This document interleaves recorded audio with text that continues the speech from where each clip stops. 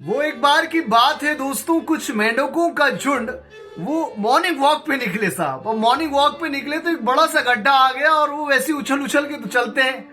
अब उनमें से 3 मेंढक उस गड्ढे में गिर गए, बड़ा गहरा गड्ढा था। अब 3 गिर गए तो बाहर वाले बोल रहे हैं नेगेटिव थॉट्स, जैसे आजकल आपके साथ भी होता होगा, कहीं ना कहीं लोग नेगेटिव बातें आपको लेकर कहते होंगे, आपको नकारात्मक करते होंगे।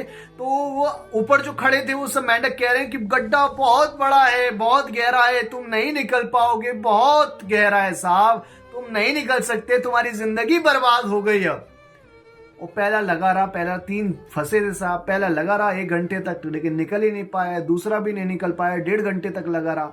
और तीसरा लगा रहा, पूरी मशक्कत के बाद सर 3 घंटे के बाद वो मेंढक बाहर निकल गया, तीसरा वाला।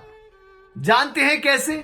बाहर वाले तो लगे रहे कि तू नहीं कर पाएगा, तू नहीं कर पाएगा, बहुत गहरा है, जिंदगी बर्बाद हो गई तेरे से, तेरी बस की नहीं है साहब।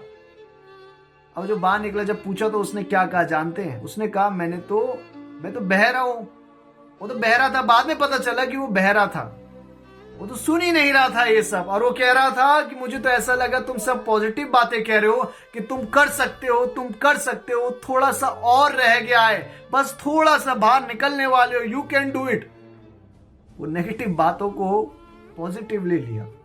और इग्नोर करना चाहिए भाई बहुत सारी चीजें जिंदगी में, और ऐसे ही हम सबको भी करना चाहिए। इग्नोर करने की कला हमको सीखनी पड़ेगी, ये कला आपको डेवलप करनी पड़ेगी अपने अंदर, क्योंकि लोग नेगेटिव बहुत करते हैं और ऐसे लोगों से बड़ा दूर भी रहना चाहिए। और वो कहते हैं भी, ये पहले से कहते आते हैं कि यहां से सुनिए, यहां से निकालिए।